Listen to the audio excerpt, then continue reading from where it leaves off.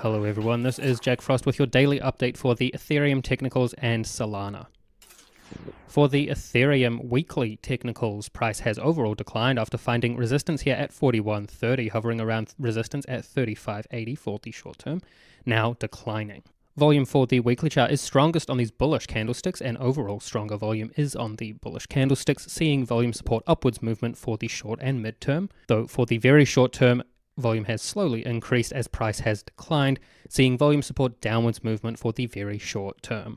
On-balance volume has broken out of support, giving a bearish signal. This is not the strongest signal that on-balance volume can give, as the support line was not long held, had quite a noticeable slope, and only the minimum 2 tests, though this still gives a bearish signal, supporting the volume profile for the very short term and the recent declines in price. RSI is neutral and declining, having just entered overbought here where price found its last high. Money flow also neutral and declining. Additionally, money flow did reach overbought at the last high. At this point, neither money flow or RSI exhibit any divergence, and both are quite squarely in neutral territory, giving these indicators room to move. ATR has overall increased along with price, though for the very short term as price consolidates and declines, ATR has declined as well. And as ADX is declining, we use the model of stochastics and support and resistance, which at this time frame suggests a downward swing may occur towards support here at 2400, where price may find this support point, where stochastics may reach oversold. On the technical daily chart for Ethereum, price has declined after this last high at resistance at 38.90 for the very short term, declining through resistance prior support at 3200, now hovering just above support at 2720. For the short term, volume is strongest on these bearish candlesticks, seeing a push on these various downwards sessions, though for the short to mid-term, volume is still strongest on these upward sessions, and the most recent session has closed with a strong push from volume for its last upwards session, though overall for the short term, volume does support downwards movement. ADX continues to increase with a bearish trend that is not extreme and not yet in danger of ending. This trend may continue to where ADX may reach extreme or very extreme conditions before it may be in danger of ending. RSI is neutral and now increasing, having just entered oversold where price just fell short of support previously. Money flow is neutral and increasing. Money flow has some ways to move before it may enter oversold itself. Additionally, neither RSI or money flow exhibit divergence at this time frame. ATR overall declining as price consolidates, though an increase recently as price decline sees a bearish outlook for volatility.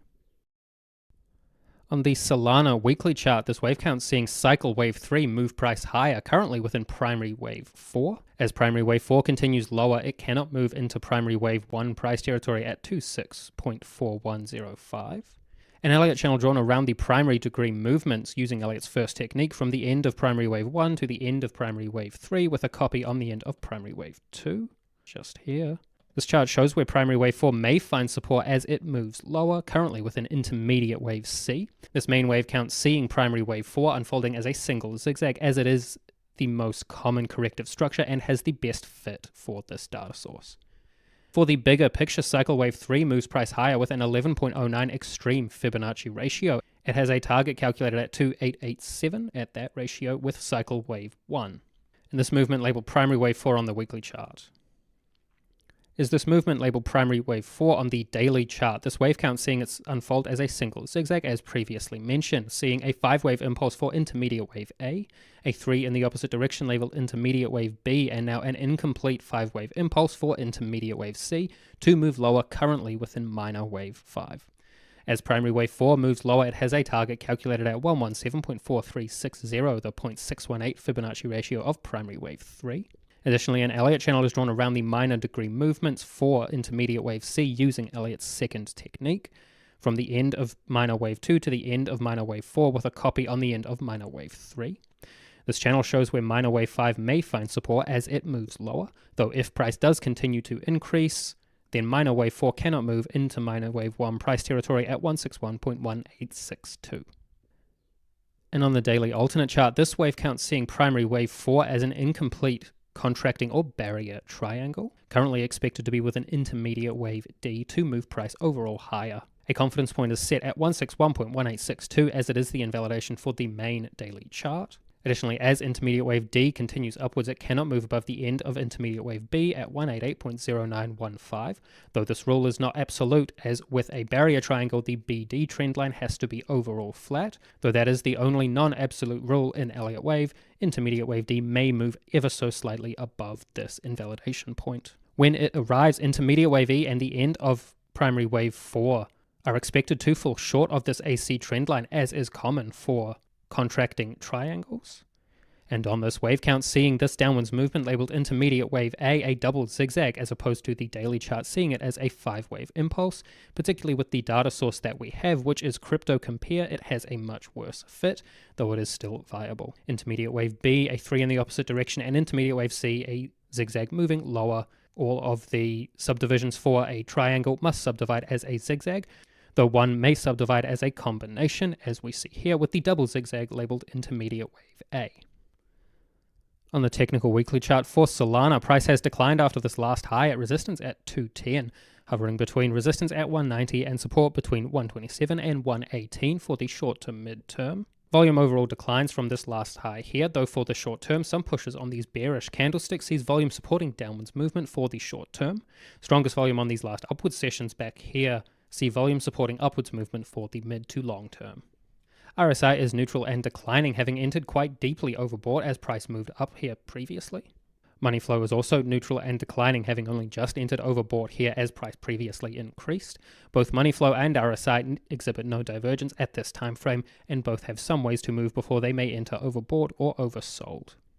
As ADX declines, we use the model of stochastics and support and resistance. This model suggests a downward swing may continue towards support down at 127 or 118, where price may find these support points, where stochastics may enter oversold.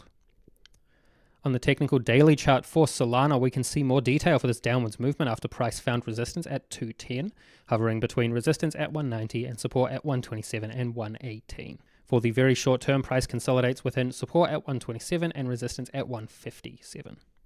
Volume for the very short term has strongest volume on the upwards session, seeing volume support upwards movement. Overall, the volume profile is bullish. On balance, volume continuing within a range. At this point, it is at resistance. If it breaks above resistance and moves away, it can give a bullish signal, though if it reacts to resistance and continues within its range, it will give a bearish signal. RSI is neutral, overall increasing after this last low just here. At this point, RSI has a ways to go before it may enter overbought or oversold. RSI is also neutral and has a ways to move. Neither RSI or money flow exhibit divergence at this time frame. As ADX now declines, we use the model of stochastics and support and resistance, which suggests an upward swing may continue at this point towards resistance up at 157 or 175, where price may find these resistance points, where stochastics enters overbought.